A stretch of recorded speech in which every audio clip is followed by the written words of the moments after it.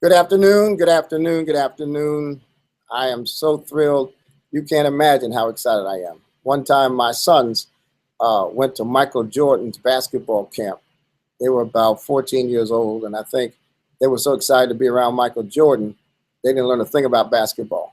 Well, unlike my sons, I'm excited, and I'm going to learn something. I'm with the Michael Jordan, the Kobe Bryant, the LeBron James, the Stephen Curry of innovative technology. And if I were near him, I'd ask for his autograph.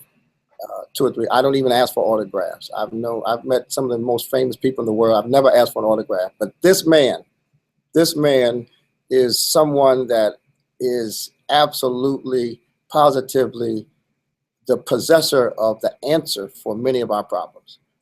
I've been traveling the world, encouraging people to stop complaining about what they don't have.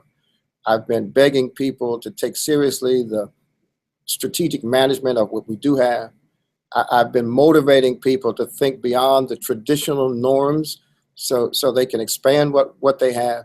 And then I bump into this technological genius, this social entrepreneur named Navarrow Wright, who was born right down the street from me. And we're going to converse right now. And Brother Wright, let me tell you how honored I am to have been connected to you through our mutual friend, James G. And welcome to this little chat that we're going to share with everybody we know. Thank you, sir. I appreciate it. And thank you for the kind words to kick us off. I am as well kind of honored to be, having this conversation with you. I've watched what you've done to impact and affect people in the thousands over the years. So I appreciate that coming from you. And I too, like you said, have been blessed to be around a lot of famous people, but there's very few people who get me excited and motivated because I get motivated by impact. So I'm excited and motivated to have this conversation with you today. So I appreciate it. So I know a little bit about you, but talk about where you're from, how you grew up, and how you came to be who you are today and what you do. Just riff, Sure. So my professionally, I've been involved in the digital technology field for about 24 years. It feels like a century sometimes, given everything that's going on. But I was born and raised in Trenton, New Jersey. Had a mother who was always committed to education and made a point that, I never spent a day in public school because she felt like at the time the best way for me was to get a private education. And she did everything possible to ensure my success in that right. One of the main things she did was at the age of 8, she brought me a Commodore 64 computer and said, figure this thing out. And that kind of started a love affair for me, that regardless of what was going on around me, it gave me an outlet. And fast forward, years later after graduating from college, I found myself thrust into the world of technology, and I've been blessed to have great opportunities. I was the chief technology officer over at BET for 6 years, led the growth of BET.com from 2000 to 2006. We were the largest African-American content site in the internet. I have production credit on 5 of the first 6 BET Awards, conducted the first live stream in the history of BET at the BET Awards in 2004. Left there, went into the advertising world, then came back into that world, partnered with Russell Simmons and co-founded a company called globalgrind.com. We were fortunate enough to be invested in by the same man who invested in Facebook 2 weeks prior, Jim Breyer. Ran that company for 2.5 years, became the CTO of Radio One and all of its internet properties. And while I was there, Radio One actually acquired Global Grind. So the world kind of came full circle. But literally at one given point, I have connected more African Americans to technology than anyone in the world. Well, that's something that just makes you a rock star. And I'm not just talking about emotions and feelings and attitudes. What I'm telling you is what you already know, and that is this: the world has changed. I've challenged churches in particular and Black organizations in general to not be a Blockbusters organization. Blockbusters was a great company. You could rent videos. They had nice staff. You could get your popcorn there. Blockbusters had a great business model. They were conveniently located. They were reasonably priced, but they didn't see Netflix coming. And as a result, there is no more Blockbusters. And if African American colleges and churches and organizations are preoccupied with celebrating our heritage and looking at our great victories of the past, then the future will catch us by surprise. And whether we're in Newark or New Orleans or Nigeria, what you're describing is not only the future but the present. That we are a global reality driven by technology in every sector. And unless we embrace that, and unless we find our niche and our places in that, we will be living on virtual plantations and reservations. I'll tell you two stories. One is when I was in running Global Grind, I got invited to an event called the CEO Day. And basically, it was every CEO of every company Excel had invested in. And during the course of an 8-hour period, I heard from Mark Zuckerberg, I heard from the CEO of Microsoft, I heard from the CEO of EA Sports, and I looked around the room, and there was 250 people in the room, and I was the only African American not serving food. And at that moment, I kind of said to myself two things. I said, one, I'm blessed, but I'm not that smart. But I also said, you know what, there's all this opportunity, all this economic growth and empowerment in one room, and there's no one who looks like me who's in here taking advantage of it. And that kind of struck a chord for me at that point to say, hey, what can I do to change that ratio? What can I do to start exposing more people to this opportunity? The second kind of light bulb moment for me was even earlier in life. I was going to my second job out of college, and I got pulled over by a police officer. And for no reason, he ended up making me empty out my car. I spent 45 minutes on the side of the road emptying out all my information, and then finally said he'd let me go. Now, my fear was that I was starting a new job that day, and running to my new job, I ran in sweating, told my boss that I got pulled over by police. He's like, look, is there anything I can do? And I said, no, I'm fine. And he made a statement that day that's kind of stuck with me. And he said, look, I don't care if you're green. He said, you know what, you helped me generate money for this company. You're one of my best programmers. So as long as you continue to do that, there's nothing I won't do to help to continue to make that happen. And what I realized that day is that technology, skill, and ability can transcend race. Because even if someone discourages against me for who I am, my ability to create wealth and outcome for them outweighs any of those limitations. So it made a powerful statement for me that kind of goes by everything I do today. Well, that's exactly. I don't want to dismiss the reality of racism. And maybe we'll have another conversation sometime about race. But I think what trumps the realities of racist attitudes and systemic racism and historic racism is exactly what you said. There are 1 million jobs today available in this country for people who have technical skills.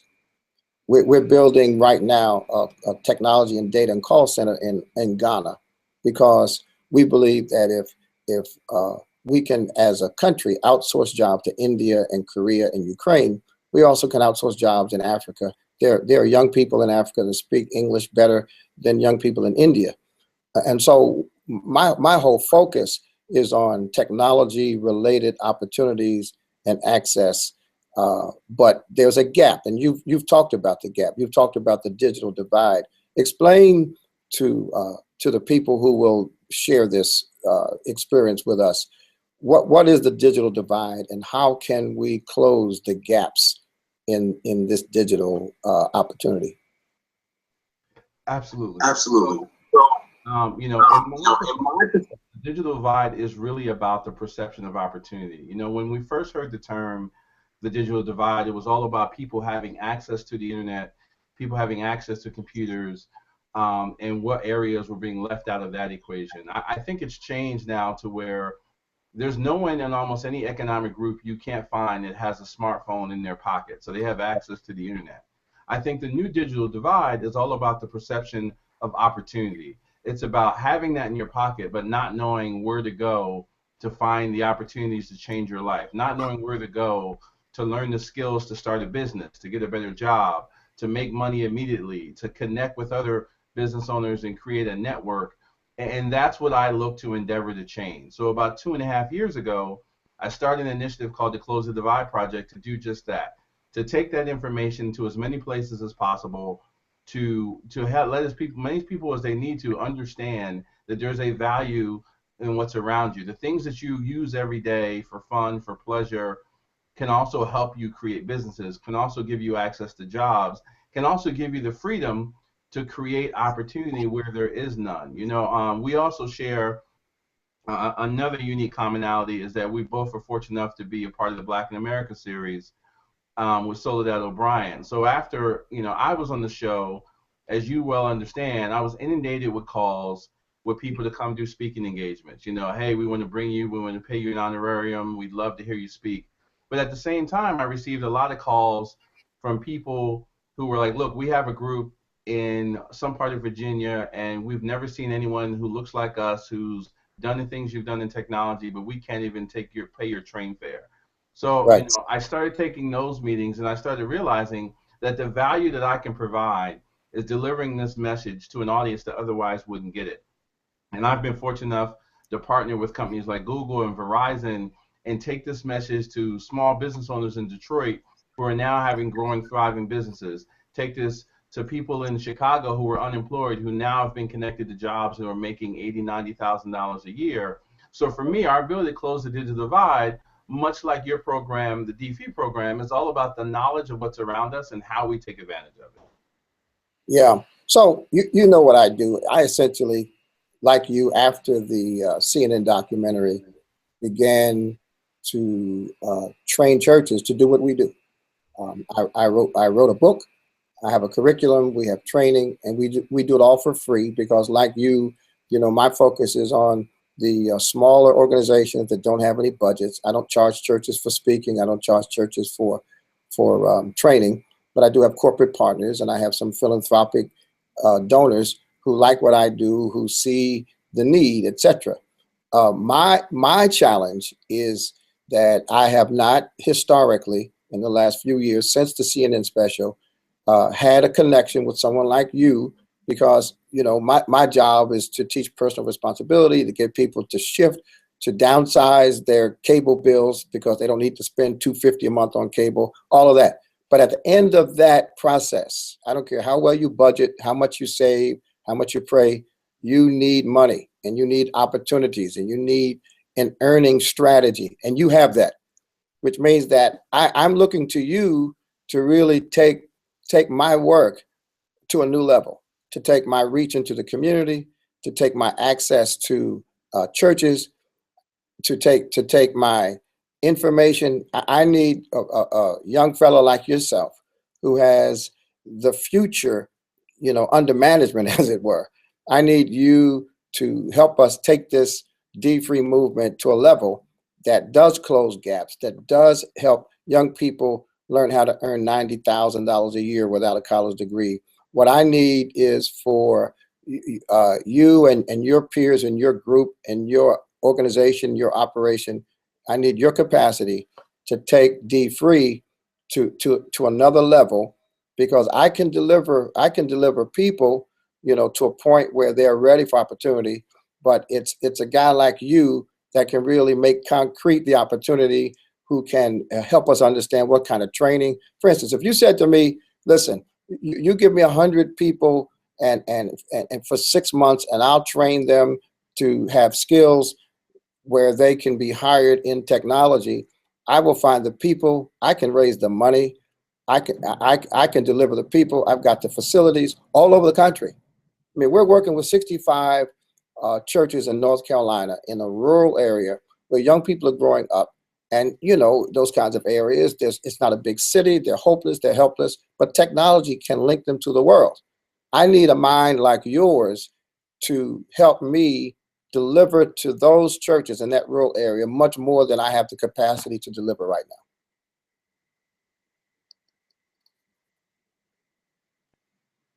I think you're muted, Navarrow. I can see your mouth moving, but I can't hear you. I can't hear you. We're having audio problems here. I need Navarrow, I need you to turn your mic on or do something.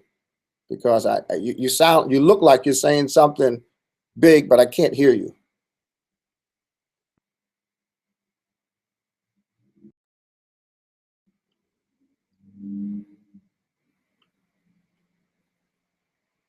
Hello? I can't hear you. I can't hear a thing you're saying. Are you muted? Is your microphone on? I don't know what to do. Should we hang up and start over?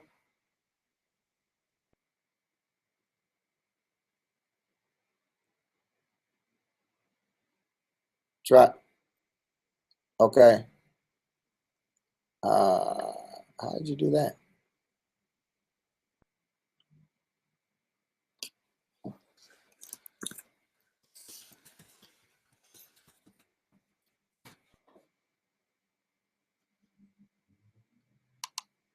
Okay, folks, if you're live, stay with us. Don't worry. He's a technology man, so he knows exactly what he's doing. But let me continue while we wait for him to come back. Here's the point.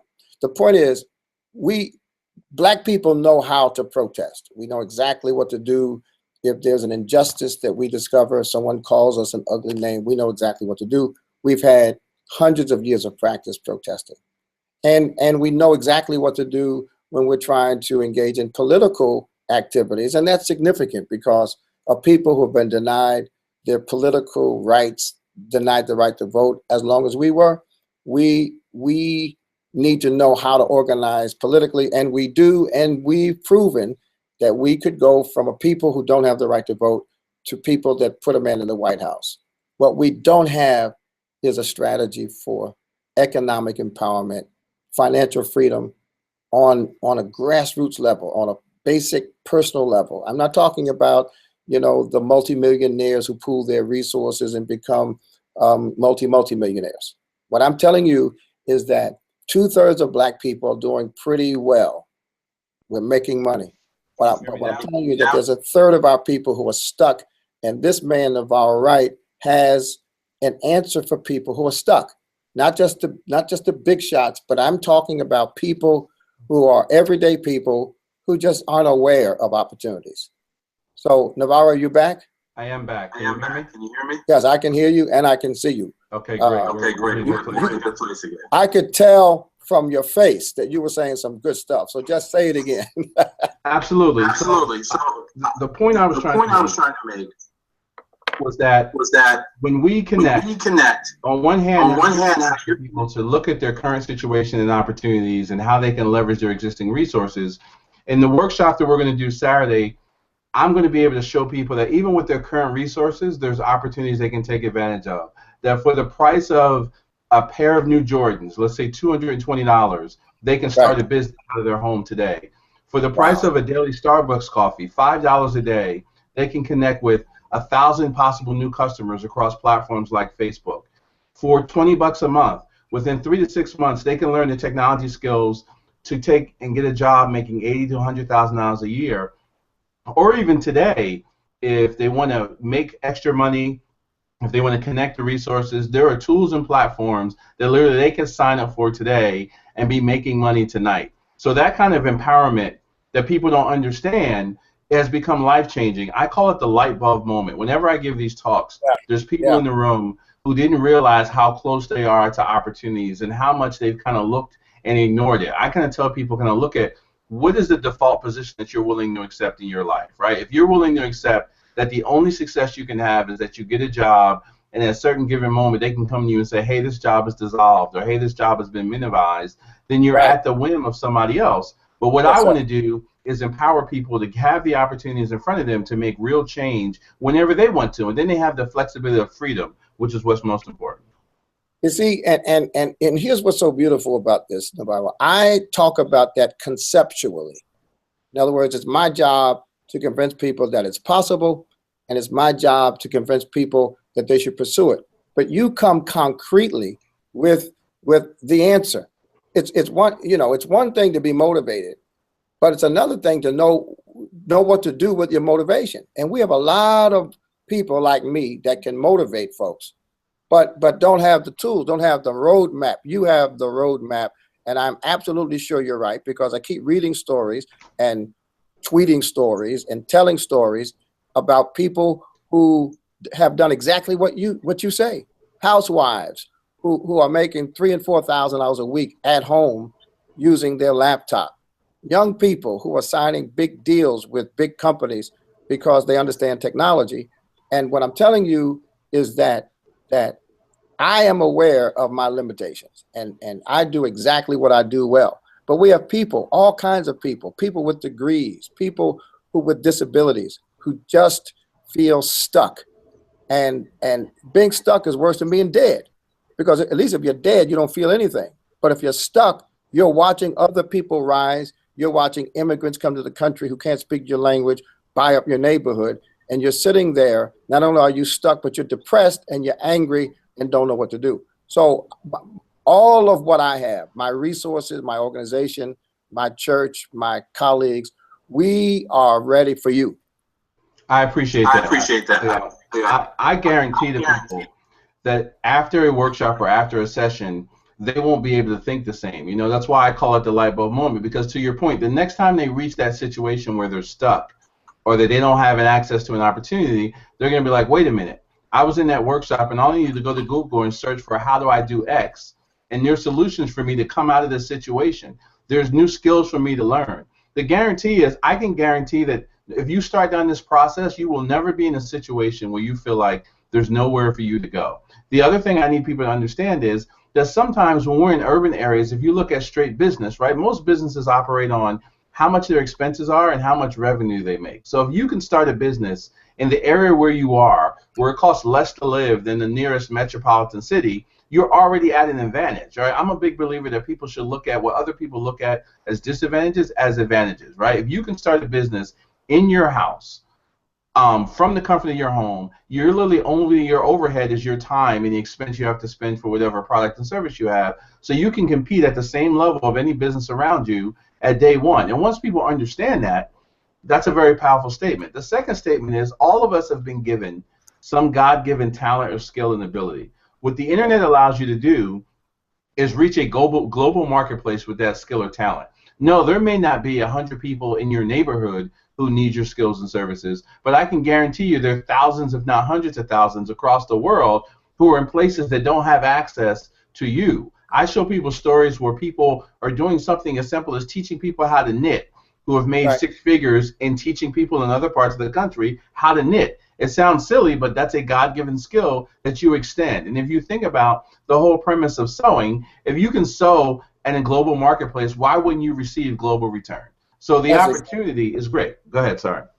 I have a workbook. It's called the DeFree Lifestyle, and on page 74 in the workbook, what we ask people to do is exactly that. What do you love to do? Just what do you love to do? What do you do so well that someone will pay you to do it? People will pay you to do things that you love well, and it won't be like work. If you do it well and love to do it, people will pay you, and you won't feel like you're actually working. But you've taken these basic core strategies to a whole new level, because you're dealing with global communications, you're dealing with internet access, you're dealing with future technologies, as you always have. And what that does, it not only positions people for opportunity, but it prepares people for the future.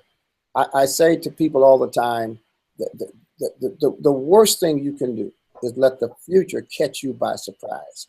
And you see, there are a lot of guys that do what you do on one level, but your genius is that you're applying not only what you know, but you're also sharing with people where the technologies are going. You've been in it so deeply that you literally have been able to anticipate future trends. That's why Global Grind was successful. That's why Radio One was able to really survive, because its business model required expanding its markets without increasing its costs significantly, and the internet was the way to do that. So talk about where do you see technologies going, and how can we prepare for these future trends? I think there's two key pieces that people need to understand where technology is going and how they can play a vital part of it. The first one is, if you look, I tell people this all the time, look around and tell me how far you can go without seeing someone with a smartphone in their pocket. You literally can't walk 5 feet, no matter where you are in the United States. So from a business standpoint, if you think about each person with a smartphone in their pocket as a potential customer, you have the ability to penetrate the entire world in terms of customer opportunity, right? But we don't think of it. We think of it on the receiving end. Okay, we can receive text, we can receive tweets, we can receive calls, but at the same time, all of those people, no longer do they go and search for websites. They go and search on platforms. They search on Facebook, they search on Snapchat. So if you look at just those two, you say, look, I have 100% penetration, and then I have platforms that are gathering these people in mass that I can put my product and service on. And you'd be surprised. It sounds commonplace, but the lion's share of our population doesn't even see that simple connection in terms of how they do business. The other challenge we have with minorities is that we are usually always a generation behind in what's going on in technology. So now everybody's on these platforms. We're just now starting to get proficient at creating websites. But the challenge with creating a website is once you have it, you have to bring audience to that website, and you're competing with all the other millions of websites there. When as I've seen businesses that don't even have a website. They have a Facebook page, a Twitter page, they have e-commerce directly on Facebook, and they're doing hundreds of thousands of dollars. So I think the future of technology is leveraging your mobile device and leveraging those platforms. I mean, there are tools out there that literally I can run my entire business off of my cell phone. I never have to touch my computer. I can do this Hangout on my phone. I can accept transactions using Square on my phone. I can go out and do presentations on my phone. And when you think about that, it's leveled the play. I'm a big believer in helping people understand how the playing field has been leveled. I mean, just this simple video conference. 10 years ago, we've taken $20,000 worth of equipment to do this conference. Now we can do it with 2 cell phones. So I can have clients across the country that I can communicate with in real time, deliver value, and they can express commerce with me. And let's go back to the issue of rage for a second. I've probably started about 10 businesses out of my home, exchanged thousands of dollars with people, and they've never seen my face. So that means they hired me solely based on the merit of my skill, talent, or expertise. And if you think about that, that transcends whether you've been formerly incarcerated, whether you've had other issues. It won't matter, because when opportunity trumps everything else, people just don't care. When they have so many things that they can do and opportunities they need to create money, they don't care. You can go back to that story I told you. So for our people to really come out of the limitations that the current corporate structure has, it really is in entrepreneurship and creating opportunities for yourself in this digital age.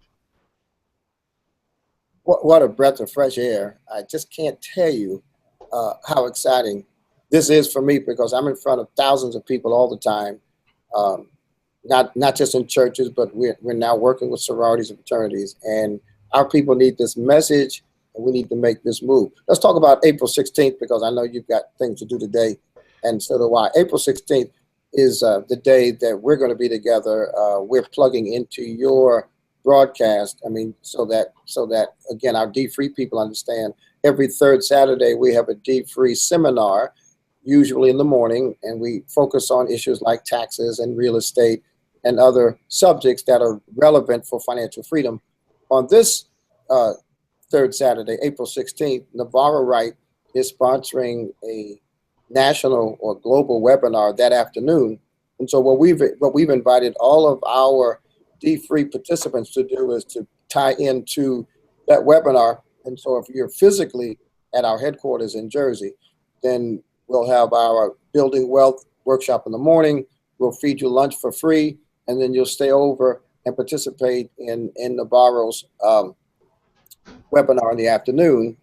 If you're online, we'll figure out a way to patch you in. It's private, but it's accessible to those who subscribe as we do. So Navarro, give us a sense of what's happening on April 16th, and so that you can whet our appetites, and I can just promote that part of this conversation. Absolutely. So on April 16th, I'm hosting a workshop that's called Closing the Divide Between You and Your Opportunity. And it's really broken into 2 parts. The first part is changing your mindset so that you can actually understand and accept the opportunities around you. A lot of people think that it's just about learning tools, but I actually believe you have to have the right mindset to understand that these tools can be of value to you. You have to ignore all the things that people have told you that you shouldn't be a part of this industry or environment before I show you those tools. So first we're going to just talk about that mindset and helping you to understand to start seeing opportunities around you. The second phase is we're going to walk through what skills and tools you can use immediately that if you're underemployed or unemployed to get new employment. If you're looking to start that business, how you can start that business today and start reaching clients. If you have a business, a local business, how you can start taking credit cards online, how you can open an online store, how you can connect to thousands of potential leads on a daily basis and grow that business and walk out empowered with the freedom of choice to create opportunities for yourself. So I'm telling you, if you know anyone who fits any of those molds, or people who you think have a talent in them who just haven't had the opportunity or thought right to kind of extend that talent, bring them to this workshop. We have about 50 churches and organizations who are hosting screenings like Reverend Soaries. We have people who are watching it online. We have radio stations promoting it, because I go into the premise that no one wants to be unsuccessful. And I actually believe it's my God-given purpose to share the information with as many people as possible and empower you to take advantage of the opportunities that I've been blessed to have. So we hope to see you on April 16th. Oh, yeah, and we're supporting it as best we can. But this, for us, is just the beginning. I mean, I am absolutely committed to sitting down with you. My whole team is excited. Wherever we go, we want your information, your influence, and your instructions to go with us. I'd like you to help us think through, for instance, how to better communicate with our constituency and the general public using the platforms that you're aware of, using existing technologies and even new technologies. But we are equally interested in partnering with you to figure out programmatic solutions in local communities for people that really buy into the message. I mean, once people agree with you, and once people are motivated by me, the question is, what can we concretely link them to? I mean, do you have online classes? Do you want us to set up institutes in local communities? I mean, what is the end game strategy to get people from where they are to where you know they can be? Yep, it's three pronged. So the first prong is coming to these workshops, and literally you're going to leave. One of the many reasons why I want people to register is so that you don't even have to worry about taking notes. So you can soak in all the information, because as immediately as the workshop is over, you're going to get an email with links to everything that I talk about, so that you have actionable items to jump on. But I also recognize that there's some people who say, hey, it's great to hear, but a lot of people will come up to me and say, man, can we just sit down and have coffee for an hour, or can we connect?